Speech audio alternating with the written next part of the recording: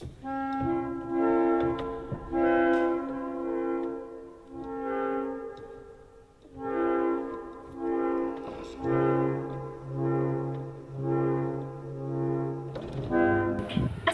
warahmatullahi wabarakatuh. Selamat siang Ibu. Oke. Perkenalkan, saya Intan Rahman Tias dari kelas 10-2. Hari ini saya ingin sedikit menjelaskan tentang lembaga keuangan. Oke, jadi lembaga keuangan itu ada dibagi dua. Itu ada lembaga keuangan bank dan lembaga keuangan non-bank. Baiklah. Untuk materi yang pertama yaitu lembaga keuangan bank. Apa sih itu bank? Istilah bank berasal dari bahasa Italia yaitu banco yang berarti meja atau bangku.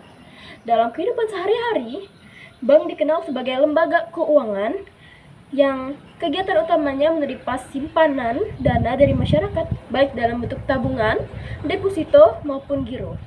Selanjutnya, dana tersebut disalurkan kepada masyarakat yang membutuhkannya dalam bentuk pinjaman atau kredit, atau dalam istilah bank syariah dikenal dengan pembiayaan. Menurut Undang-Undang Nomor 10 Tahun 1998 tentang perbankan, bank adalah badan usaha yang menghimpun dana dari masyarakat dalam bentuk simpanan dan menyalurkannya dalam bentuk kredit dan bentuk-bentuk lainnya dalam rangka meningkatkan kesejahteraan masyarakat. Jadi, dari sana kita bisa mendapatkan fungsi bank. Apa sih fungsi bank? Fungsi bank yang pertama yaitu menghimpun dana, yang kedua menyalurkan kredit, yang ketiga menyediakan pelayanan jasa. Baiklah, untuk bank dapat dikelompokkan menjadi beberapa jenis, yaitu bank umum yang merupakan bank yang melaksanakan kegiatan usaha baik secara konvensional ataupun berdasarkan prinsip-prinsip syariah, yang dalam kegiatannya memberikan jasa dalam lalu lintas pembayaran.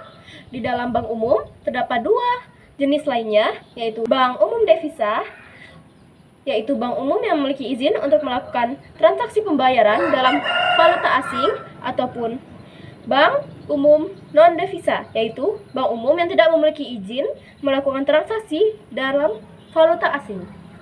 Yang kedua, ada bank kredit rakyat atau BPR, adalah bank yang melaksanakan kegiatan usaha secara konvensional atau berdasarkan prinsip-prinsip syariah yang dalam kegiatannya tidak memberikan jasa dalam lalu lintas pembayaran.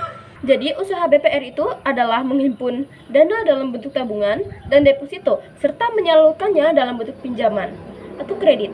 Jenis bank yang kedua, yaitu bank berdasarkan kepemilikan, terdapat 5 jenis di dalamnya, yaitu bank persero, bank swasta nasional, bank pembangunan daerah, bank campuran, serta bank asing.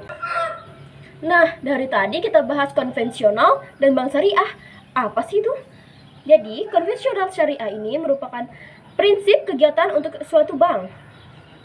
Yang pertama itu, bank konvensional adalah bank yang dalam menjalankan usahanya berbasis pada prinsip bunga.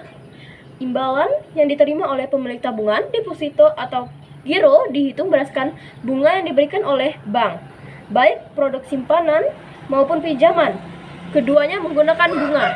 Sedangkan untuk bank syariah, menurut Undang-Undang Nomor 21 Tahun 2008 tentang perbankan syariah, pasal 1 ayat 1 menjelaskan bahwa perbankan syariah adalah segala sesuatu yang menyangkut tentang bank syariah dan unit syariah.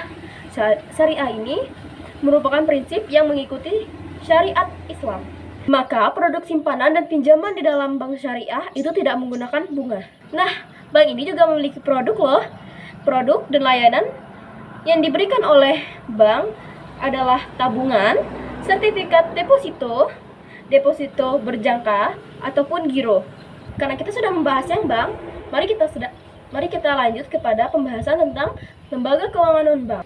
Secara umum, fungsi dan peranan lembaga keuangan non-bank itu hampir mirip atau hampir sama dengan lembaga keuangan bank.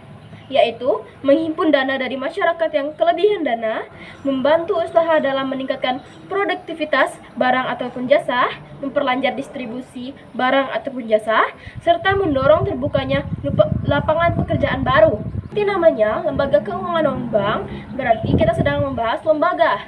Maka, beberapa lembaga ini merupakan termasuk lembaga keuangan non-bank, seperti pegadaian, atau usaha gadai yang diartikan sebagai kegiatan menjamin barang-barang berharga kepada pihak tertentu guna memperoleh sejumlah uang dan barang yang dijaminkan akan ditebus sesuai dengan perjanjian antara nasabah dengan lembaga gadai. Kedua, ada perusahaan sewa guna usaha atau leasing. Istilah leasing berasal dari bahasa Inggris yakni to lease yang berarti menyewakan. Perusahaan leasing di Indonesia disebut perusahaan sewa guna usaha. Sewa guna usaha adalah kegiatan pembiayaan dalam bentuk penyediaan barang modal, baik secara sewa guna usaha dengan hak opsi maupun sewa guna usaha tanpa hak opsi untuk digunakan oleh penyewa guna usaha selama jangka waktu tertentu berdasarkan pembayaran secara berkala. Maka, leasing ini merupakan lembaga yang menyewakan barang modal kepada nasabahnya, kemudian nasabah tersebut akan membayar kepada lembaga tersebut. Ada perusahaan asuransi. Menurut Undang-Undang Nomor 2 Tahun 1992 tentang Usaha Perasuransian, asuransi adalah perjanjian antara dua belah pihak atau lebih, di mana pihak penanggung meningkatkan diri kepada tertanggung dengan menerima premi asuransi untuk memberikan penggantian kepada tertanggung karena kerugian, kerusakan, atau kehilangan keuntungan yang diharapkan atau ditanggungjawabkan kepada pihak ketiga yang mungkin akan diderita tertanggung yang timbul dari suatu peristiwa yang tidak pasti seperti kecelakaan. 4 adalah perusahaan anjak piutang. Kegiatan anjak piutang atau factoring merupakan jenis perusahaan yang relatif baru di Indonesia. Kegiatan anjak piutang meliputi pengambil alihan tagihan suatu perusahaan dengan fee tertentu. 2. Pembelian piutang perusahaan dalam suatu transaksi perdagangan dengan harga sesuai kesepakatan. 3. Mengelola usaha penjualan kredit suatu perusahaan yang berarti perusahaan anjak piutang dapat mengelola kegiatan administrasi kredit suatu perusahaan sesuai kesepakatan. Yang kelima ada modal ventura. Istilah ventura berasal dari kata venture yang secara bahasa berarti sesuatu yang mengandung resiko atau disebut juga sebagai usaha. Dengan demikian, secara bahasa, modal ventura atau venture capital adalah modal yang ditanamkan pada usaha yang mengandung resiko. Dengan contoh modal venturing ini, yaitu seperti perusahaan yang baru merintis, pasti modalnya kurang dong, dan perusahaan itu belum tentu akan sukses. Maka prinsip tersebut termasuk kepada modal venturing karena penanaman modal untuk perusahaan yang beresiko. Yang terakhir yaitu dana pensiun. Seperti banyak orang tahu, dana pensiun adalah badan hukum yang mengelola dan menjalankan program yang menjanjikan manfaat pensiun. Seperti namanya, dana pensiun merupakan dana untuk karyawan yang sudah pensiun untuk tetap merasakan manfaat dari dana pensiun itu sendiri. Nah, itu dia 2 materi tentang lembaga keuangan. Yang terakhir yaitu OJK yang mengawasi lembaga keuangan non-bank dan lembaga keuangan bank supaya kita tetap merasa aman. Sekian dari saya. Maaf jika ada salah perilaku ataupun salah kata yang saya ucapkan. Terima kasih sudah menonton sampai saat ini. Semoga yang sampaikan hari ini dapat bermanfaat di kemudian hari. Assalamualaikum warahmatullahi wabarakatuh. Selamat siang, selamat pagi, selamat malam, ya kapanpun itu. Terima kasih.